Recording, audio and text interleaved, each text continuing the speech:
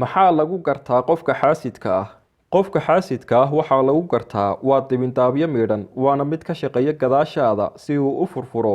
xadhig kasta oo aad xidhid oo maslaxadaada ku jirto, weliba si dadban oo aanad dareemaynin ayuu sidaas u sameeyaa. Qofka xaasidka ah waxaa lagu gartaa waa munaafiq ku isticmaalaya laba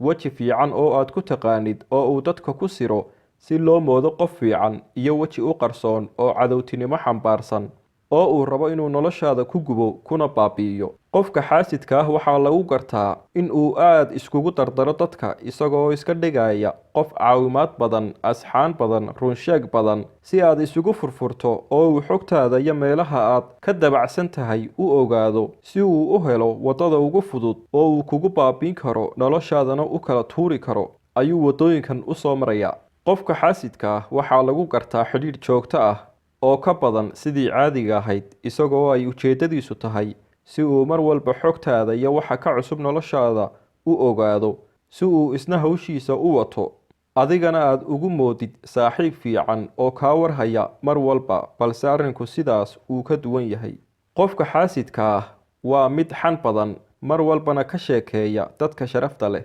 isaga oo dhaliil xun u raadinaya dadkaas wanaagooda iyo guusha ay gaadheen. Qofka xaasidka ah waa qof neceb oo mar walba jecel inuu dab ka dhex shido lamaanaha isqaba ama isguursan raba oo isku faraxsan, saaxiibada isku wanaagsan oo isjecel, deriska isku wanaagsan, walaalaha isku faraxsan oo isjecel, waalidka iyo ilmihiisa, iyo laba qof oo kasta oo wanaag ka dhexeeyo. Soomaaliduna waxay ku maahmaahdaa hebel waa saddex neceb. Qofka xaasidka ahi waa mid xanuunsanaya oo ka xanuunsanaya nimcada Ilaahay dadkiisa u qaybinayo ee maalinlaha ah. Waxa uu jecel yahay in khaaliqa Ilaahay isaga uun wax siiyo oo dadka oo dhami aysan wax ka soo gaadhin nimcadaas uu Ilaahay bixinayo maalin kasta. Dhibaatada haysata xaasidkana waxay tahay dagaal aan guul laga gaadhayn ayuu ku jiraa dharaar iyo habeen. Qofka xaasidka ah waa mid ay ka maqan tahay xasiloonida iyo farxadda, oo aaminsan in wax kasta oo wanaagsan Ilaahay isaga ka qadiyey,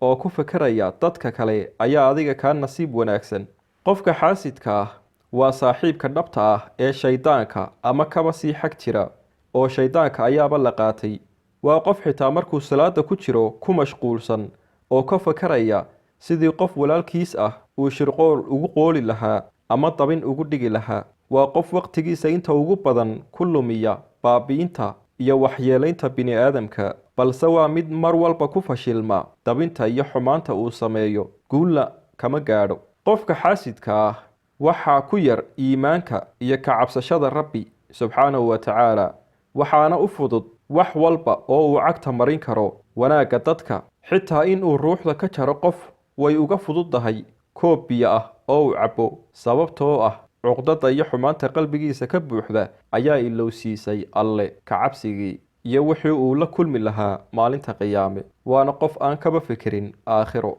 Qofka xaasidka ah waa masayrlow ama qof hinaaso badan. Ma aha kaliya kan ay kala masayraan labada isqaba ama xidhiidhka uu ka dhexeeyo, balse kan xaasidku waa hinaase uu ka hinaasayo qof wanaagsan iyo qof wax wanaagsan haysta, qof awlaad wanaagsan haysta, qof lacag haysta, qof wax bartay, qof sharaf leh, qof qurux badan, qof aftahan ah. Intaba uu ka hinaasaya, midna ma cafinayo. Haddaba kuma soo koobi karno qofka xaasidka ah sifooyinkiisa oo dhan halkan. Qof kasta oo calaamadahan iyo ka badan leh waxa muhiim ah in laga feejignaado, loona duceeyo in Rabbi soo hanuuniyo. Waxaa kaloo muhiim ah qofka iska dareema xaasidnimo yar ama calaamadahan oo kale in uu isdaba qabto duco, Ilaahayna u toobad keeno, kana ducaysto in Allah ka dilo xididka xaasidnimo ee jidhkiisa ku jira. Waayo xaasidnimadu waxay cibaadada qofka u cuntaa sida dabku dhuxusha u baabi'iyo oo uu dambas uga dhigo. Nabigeena sallallahu calayhi wasallam wuxuu yidhi xaasidnimada iyo iimaanku meel kuma wada kulmaan.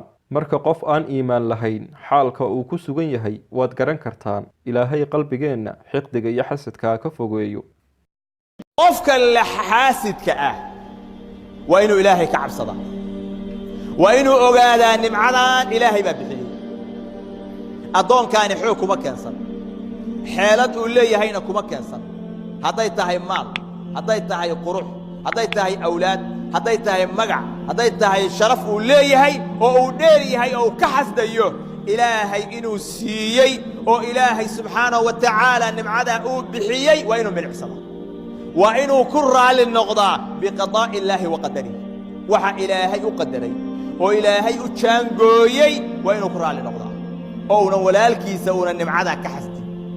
وإنو أقادا ما دام حاسد يهي عاقبة حمد أو نحل يا إني تهي مد الدنيا مد آخرة قفك حاسد كعمري إلهي ما بركي مالكي سنة إلهي ما بركي وراهدي سي قولكي سنة إلهي ما بركي وإنو قفك أقادا حاسد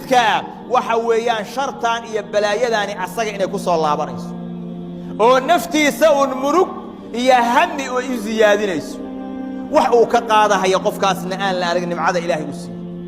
ولذلك با وحا لا يكفيك من الحاسد أنه يغتم في وقت سرورك وفرحك وحا كفلا قفك حاسدك إنو مرقون هيو ومرق دريم هيو مركا أدوغ أفرح صدها متك أحسد يا مركا أفرح سيعي كي حاسدك ومرقوني ولذلك وحا لي قفك حاسدك وحو مقضى مركا مقضى سيدي قف مظلوم أبو مقضى أولا الدلميي محايا لي وحو كحويهي oo ka murugoonaya oo waxa weeyaan la xusniga iyo murugta haysaa ay ku haysaa hebel ilaahay muxuu waxa u siiyay muxuu nimcada u yeeshay muxuu kaaga fiicnaa murug ba iska haysa marka sidii qof madluuma ayuu u muuqdaa asagaana daalib ah walidaalika waxa la alhasad daa'ul jasad xaasidnimadu waa cudur jismigaaga ku dhacaya nafsiyan baad u jiranaysaa marka waxa weeyaan waa inuu ogaadaa qofka wax xasdaya midka aad xasdaysaa waxba ka qaadimaysa cudurkuna aduu ku haya asaguna waa ka caafimaad qaba xagga ilaahayna cuquubo weyn baa ku sugaysa oo dhibaato weyn iyo dambi iyo musiibooyin ayaa ku haysta arrinka waa inaad iska caafisaa waa inaadan milicsanin dadka kaa sarreeya ee dadka kaa hooseeya afiirisa midkaan aad xasdaysidoo wax kaaga sarreeya ha fiirina kuwa kaa hooseeya waa inaad milicsataa oo fiirisaa ولذلك وحي إلى بعض السلف أول ذنب عصي الله به الحسد ذنبي أقول يا إلهي الوعاسي حق الصمدة حسد بوها وأنا إبليس أو حسدي آدم أدي لين سجود وأول ذنب عصي الله به في الأرض الحسد ذنبي أقول يا إلهي الوعاسي نقول كمرك اللي تشوغنا حسد بوها ومتكي وحويان ويلكي أورد لي آدم أدي لي ولا الكيس انتو كحسدي إلهي إنو أصدق صدقاتي كعقبالي أيو كحسدي مركاسو الدل مركا دنبيجي سمادا لغو قالي يكيد نولك لغو قالي لماذا وحي النقدين وقوه ريي الحسد وإن حسد نمارس كيل عليها ولا لي الحسدكو وحو نحمرع ضدك أي كوضا نحيسا اسكو شقو هدايتها جنعسي هدايتها عافمات هدايتها مجالك تعليمي ونحمرع wuxuu xasadku dhexmaraa qabaa'il ay ka dhaxayso loolan siyaasadeed uu ka dhaxeeyo wuxuu xasadku dhexmaraa kooxa iyo guruubo ama ha ku salaysnaadeen kuwa diimeed oo urur diimeed ha ahaadeen ama ha ku salaysnaadeen kuwa siyaasad ah waxa weeyaan oo tanaafuska uu ka dhaxeeyo ayaguna waa isxasdaan wuxuu xasadku gaaraa in laba wada dhalatay ay isxasdaan oo ay isdilaan wuxuu xasadku gaaraa laba la isla qabo inay isxasdaan oo sun isku qooshan ayuu gaaraa waa musiibo khatar ah oo cadiim ah oo waxa weeyaan aad iyo aad u weyn weeye khatar ah lana rabo qofka muslimka ah inuu ka dheeraado waana fahamtay macnihiisa oo markaad jeclaatid nimcada ilaahay inuu hebel ka qaado ama adiga ha kugu soo wareegta nimcadaas ama asaga inta ilaahay ka qaadayna kugu soo wareegina isku mid aad ahaataan mar haddaad sidaa aad tamaninaysid حاسد باطهي آثم دنبابي باطهي دنبي بانا كوغو سعودة إلهي سبحانه وتعالى وتوكل ولي بددك قناع ستضع وقناع سيقو كبحي وين إلهي كبقى آد بيسكو حسدان بل قاركود إلى إسدلان بيكود دالان قاركود إلى إس السميان بيكود دالان قاركود هبين يمالين دعايات بيسكفا فيان وحقف كاسيقو كان يبو دعايات كفا فينا maalin walba waxaa taagan tanaafus aan dhammaanahayn oo u dhaxeeya dadka ganacsatada ah kuwa caafimaadka ka shaqeeya kuwa waxbarashada iyo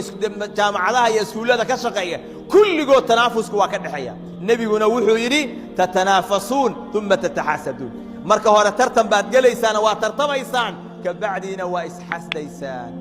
halkaasaa xasadku ka imaanaya إلهي سبحانه وتعالى قلوبتنا الله كساره كوان إسحاسدين وإسجعل الله نقدم دم بجيني دم والدكم بعد الله الضعف